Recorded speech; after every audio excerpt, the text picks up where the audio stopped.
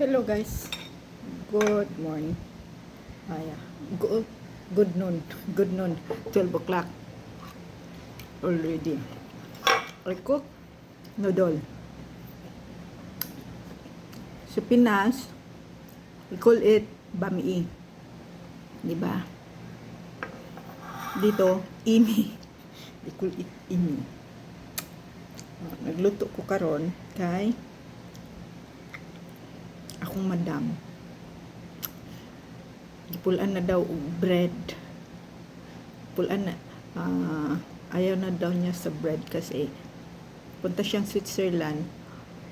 Halos daw araw-araw bread, pizza, rice, ganoon. So nagluto ako noodle.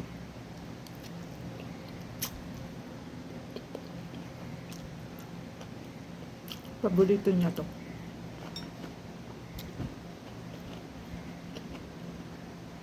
Simple lang. Nilagay ko atay ng manok. Tsaka yung balon-balunan ng manok. Gusto niya yung balon-balunan. Yung atay ayaw niya. Isang atay, tsaka 4 na balon-balunan. Nilagay ko. Tsaka repolyo lang. Very simple.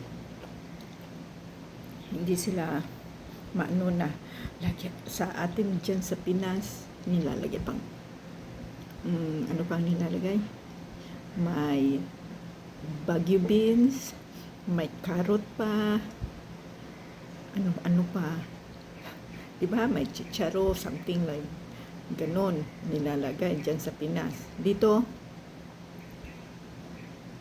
lagyan mo lang ng repolyo.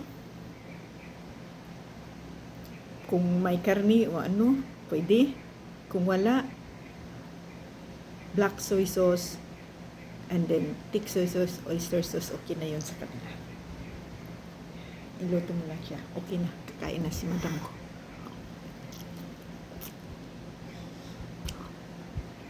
Oh, very lucky. Ngayon, mauna kong kumain.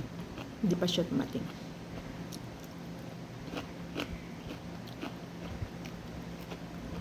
Pagdating niya mamaya, kakain na yun. Saka pupuntang office.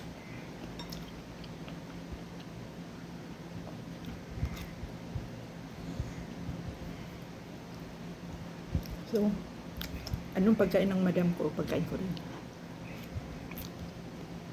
Okay? Ganon kami dito. Hindi kagaya sa ibang country o sa ibang amo na hindi ka pwedeng kumain sa pagkain ng amo. Sa amin, pagkain niya, pagkain ko. Pagkain naming lahat.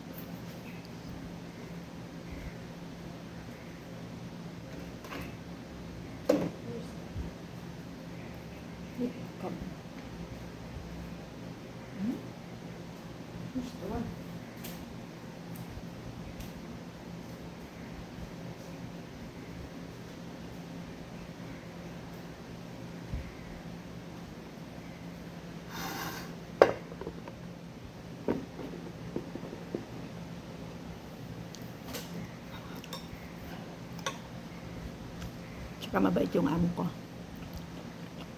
Parang pamilya ang turing sa akin.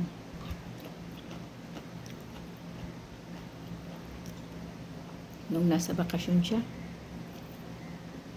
araw-araw tawag sa akin.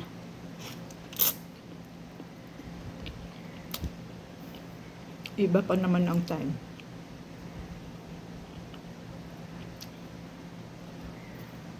Ala una dito, alas 5 pa ata sa kanila.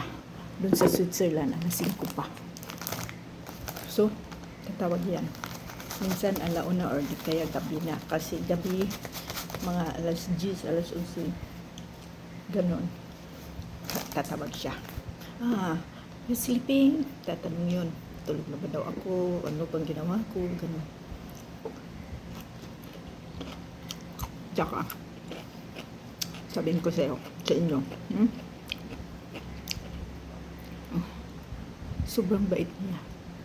Yun nga. Sabi niya sa secretary niya, tanungin daw ako kung nabuboard na ako dito sa bahay. Ilabas daw ako kumain sa labas. Alam mo yun. Ilang linggo ba siya doon? Ilang days? 26 days siya. Tinatawagan yung yung secretary ko. Baka may kailangan ako, kung anong gusto kong kainin. Ganun. Sabi niya ako, bumili ka. Gusto mong kumain? Bili kang ganito. Sabihin ko sa secretary. Ganun siya. Tsaka mabait yung mga yung secretary. Unang labas namin, Nunya Food. Kinain namin. Kasama yung isang Pinay na kararating lang galing sa Pinas. Kararating lang galing taga Santa Josefa. Si Lily de Domingo Sutacio. Dito na siya. Magtatrabaho siya sa sister-in-law ng madam.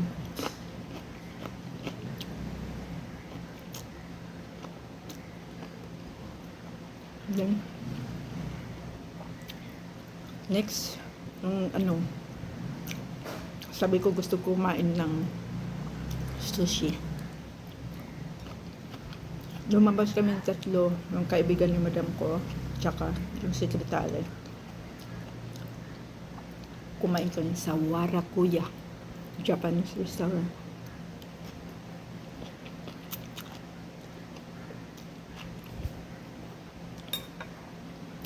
Hatid sundo pa ako. Sabi nga spoiled brat daw ako. Kaya, sa Santa Josefa, galing sa bahay namin papunta sa yung crossing doon. Pwede lang lakarin, wala pang 5 minuto sa 10 minutong lakad. Ihahatid na ako. Ganun kalayo, ihahatid na ako. Kasi daw mainit, ganun. Yung kapatid ng madam ko, ang driver.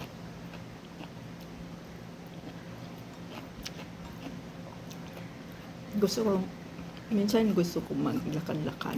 Pag umaga, hindi pa mainit, lalakad ako. Ganun yung buhay ko dito. Maglalakad ako, bibili yung pagkain, minsan, kasi malapit lang din naman. Bibili sa labas. Yun. Ay sabi, daw, malayo. Minsan ayaw akong palakarin. Wala na exercise. Ang laki na ng tiyan. Sobrang taba.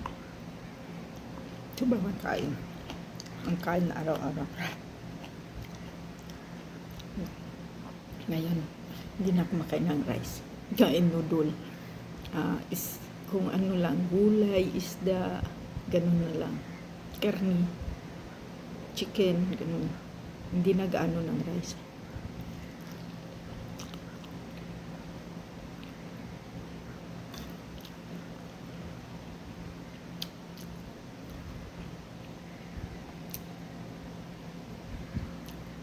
Swerte ko lang sa amo talaga.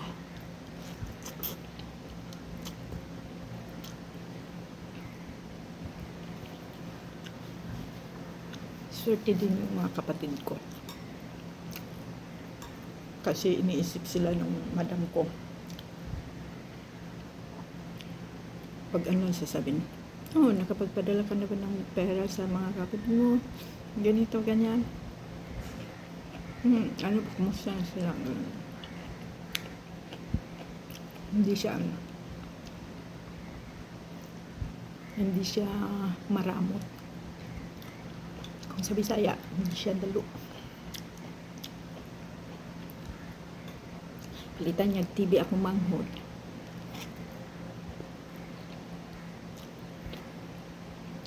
So, 10 years na taon ko sa iya ha.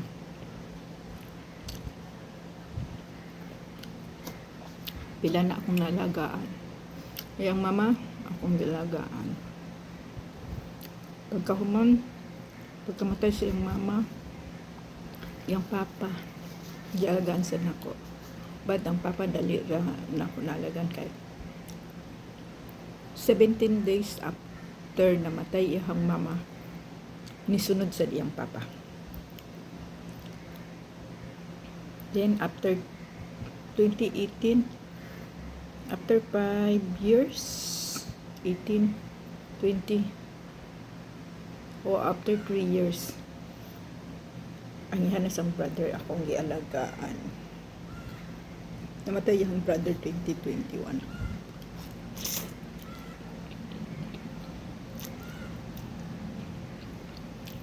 Itong grabe na akong kuan. Gialagaan to yung brother. Kaya maghilak. Manghod sa po ah. I'm older than him 1 year.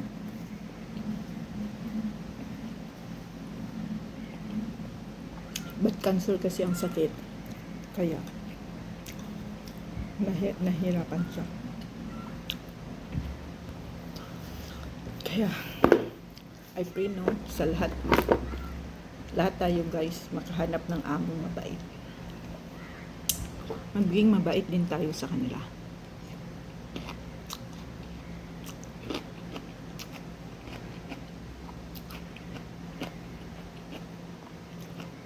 Kung ang amo mabait, tsaka pakita mo mabait ka rin, okay yun. Hindi ka talaga i-renew at i-renew ka. Sabi ko nga tamad ako tamad akong maglinis. Sabi, okay lang kahit na tamad daw akong maglinis, masarap naman akong magluto. O diba, may talent din naman ako, talent ko magluto kahit na hindi ako gaano sa linis, pero wala naman siyang reklamo. Yun.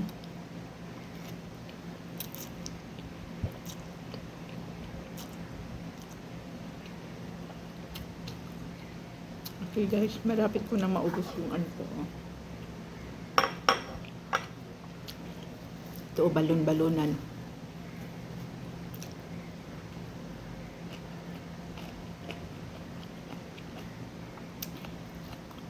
Okay. The spoiled brat is going to say bye-bye.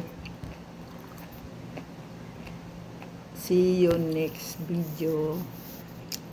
Oh, please like my account, Facebook account, and follow me, please. Thank you guys. See you in the next video. Bye bye.